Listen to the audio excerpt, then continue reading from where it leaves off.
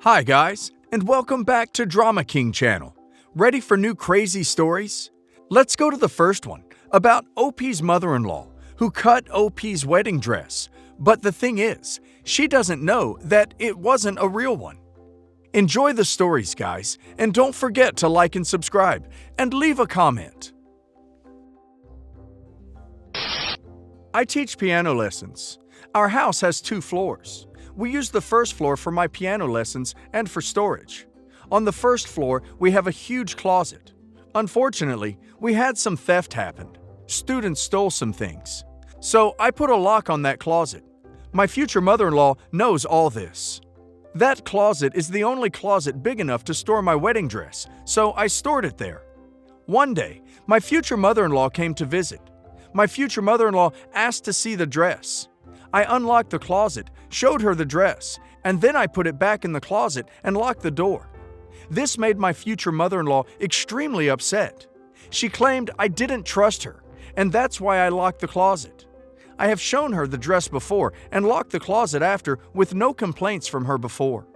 My husband and future father-in-law got confused and irritated, which caused a bit of back and forth. I decided to laugh it off. I said, "It's fine. I can just unlock the closet." Obviously, this was all super suspicious. I have read all those crazy stories about people randomly cutting up other people's wedding dresses. I walked up the stairs thinking, no way she would do that. But just in case. So while my future mother-in-law was on the phone with my future brother-in-law, I went downstairs, grabbed my dress, and hid it somewhere else and locked it. Later on, future brother-in-law, his wife, and his baby came, and we had a grand old time. My future mother-in-law did go missing for a portion of it, and after reappearing, suggested we leave. This was highly unusual because she never wants to leave my house first. She's always overstaying her welcome. Even if fiancé and I are about to leave our own house, she's still sitting on the couch and not letting us go until she decides to leave. She and future father-in-law left. Future brother-in-law's wife asked to see the dress and for me to try it on because she hadn't seen me in it yet. I forgot I had moved the dress. I also forgot that I had bought a cheap wedding dress from AliExpress I would be using for a photo shoot and left it in the closet, and it was a similar dress bag. I opened it, and the dress was cut to shreds. I was shocked and speechless. My fiancé, future brother-in-law, and his wife were all freaking out while I was still speechless. It slowly dawned on me that it wasn't my actual wedding dress, but I did not tell them. My husband checked the CCTV footage. We also installed CCTV after the theft, which my father-in-law knows about. No surprise, it captured footage of my future mother-in-law cutting up the dress. My fiancé and I drove to their house, and my fiancé yelled at her. She denied it. Edit. She tried to claim a student did it, but only an hour has passed since she left our house, and it was my day off, so I had no students coming and going. She was obviously hoping that I would find out much later, like days later at least, and she would blame a student if we confronted her. So my fiancé showed her the footage. I got emotional and started crying silently. My fiancé took us home. He is really upset.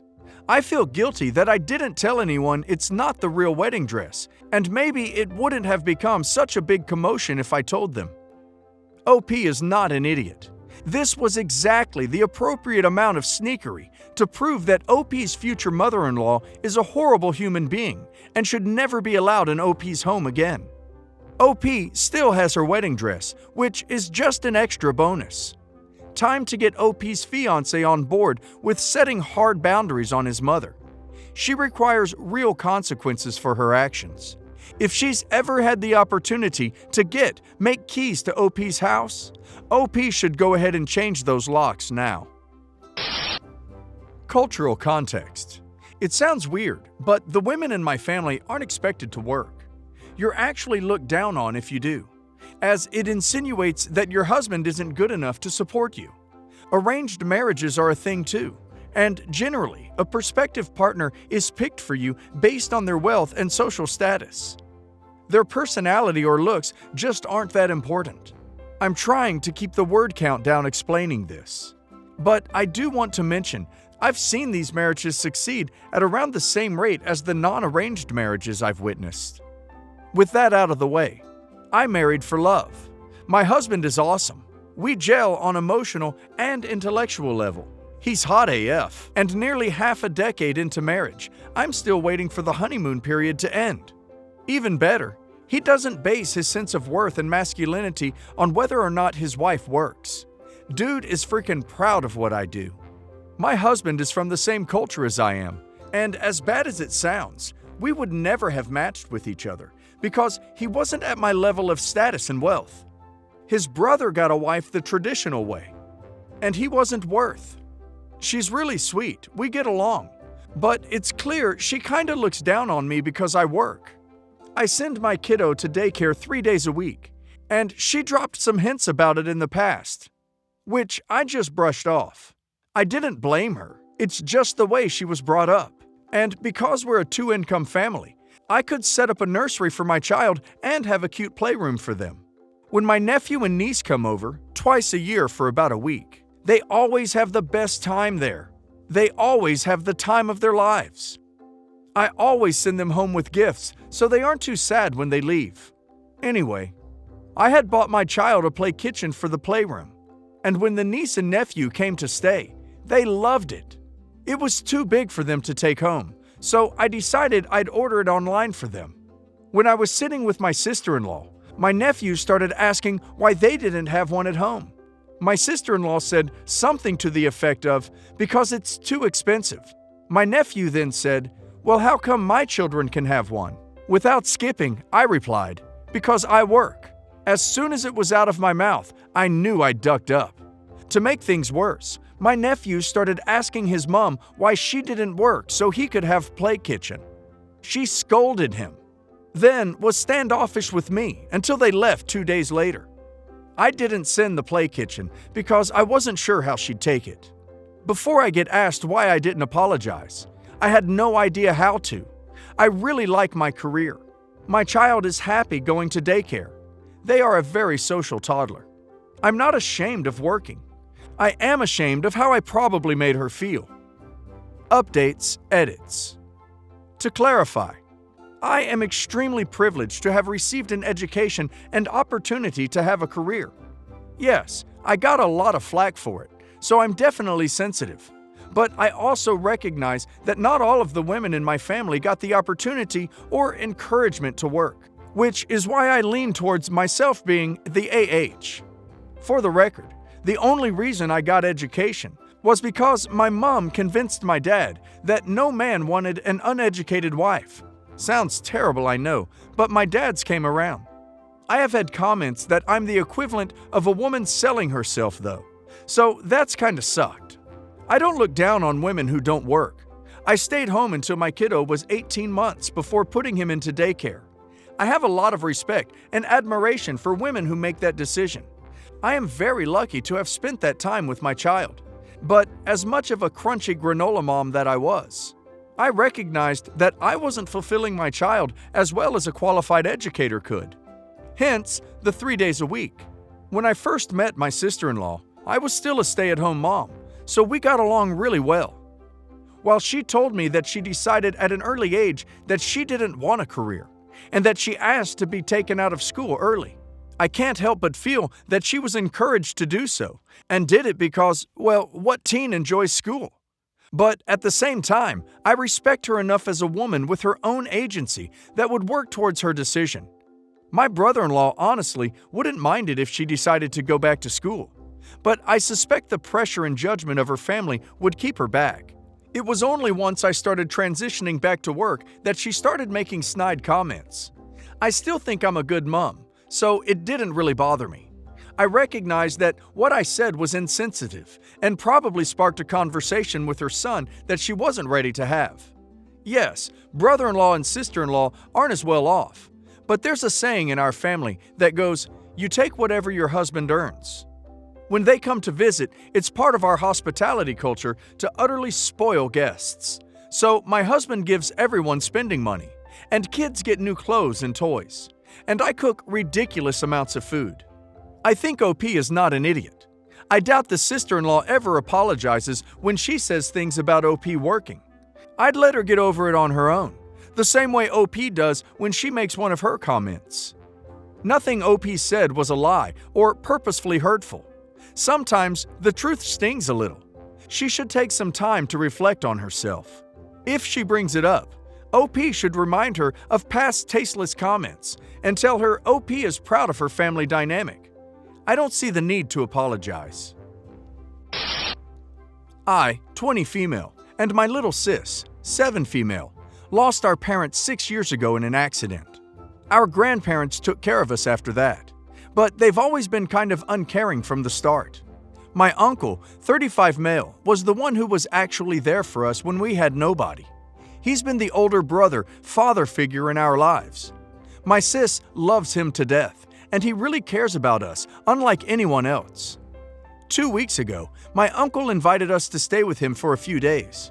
My aunt has never liked us, and she always complains or makes rude comments about how we orphans should be grateful that she's letting my uncle buy things for us, or how I should be grateful I'm a young girl because that's the only reason he's helping us, etc.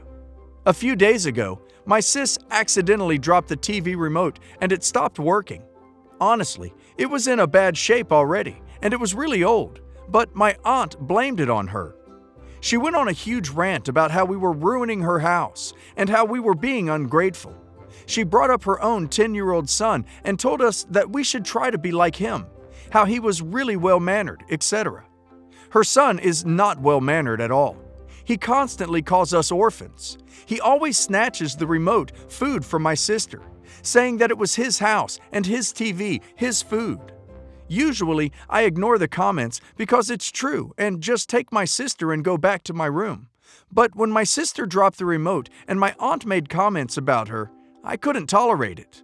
She kept demanding money, which I wouldn't give her even if she didn't ask. And she kept calling my sis ungrateful little crap and said that she should know her place. I would ignore it if it was about me, but my sister is all I have.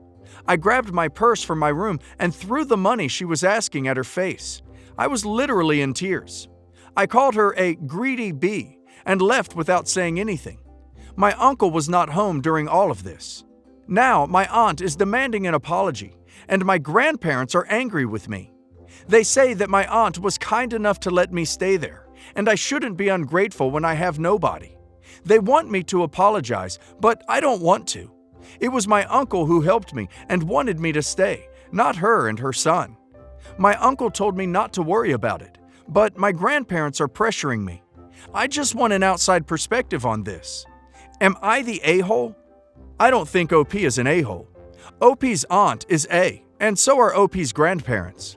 OP's cousin is learning this behavior from them as well. OP is not worth less than anyone else because of situation out of her control happening. Her substantial loss does not define her, nor negate her worth. I don't have any advice on how to handle OP's aunt and this current situation. OP can't do it. Only Uncle can. And meanwhile, OP needs to be strong for herself and her sister. My ex-husband and I always planned to have 3 children. Inexplicably, several months in our 3rd pregnancy, he completely changed his mind and insisted that we give her up for adoption, citing a few ridiculous reasons. He asked for a divorce and 50-50 custody of just our older 2, Sam and Beth, when our youngest, Anne, was born and I refused to give her up. The judge ordered him to pay half the college costs for all 3, in addition to a hefty child support for Anne, as he made a huge career change trying to get out of support, but was instead ordered to pay at the previous rate. To my ex's credit, he has by all accounts been a doting father to Sam and Beth, even though he's refused to ever meet Anne. I eventually remarried a man who come to love and raise the kids as his own. Because our state doesn't reduce a bio parent's financial obligation due to the income of a step-parent, the dual income allowed my husband and I to raise the kids very comfortably, while my ex still pays support for Anne, 13, and Beth, 16, now that she's chosen to live just with us. As we don't need it for daily expenses, the support money has always been banked for their future needs, split evenly among the 3 kids. My ex's parents were furious at his decision to cut out Anne and redirected his inheritance to Anne.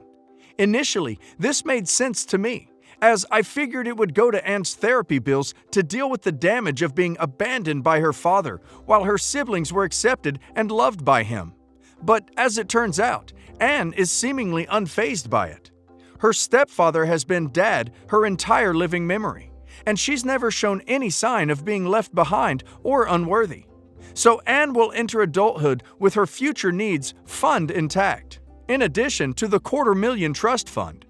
Beth and Anne will be getting future needs funds comprised mostly of their sister's child support money, in addition to my husband and I fully covering their educational desires. My issue is that Sam, 19, has both decided against an education and begun to bristle over his dad's anger at the child support bills. Due to my ex's career change, it looks like he won't be able to retire, despite being in increasingly poor health. Although the kids don't know that the support money is being saved for them, thanks to my ex, they do know about Anne's trust fund. And Sam has begun to get at Anne to promise to give their dad his inheritance when her fund matures, in addition to insisting I drop Anne's support order, which my husband is totally against.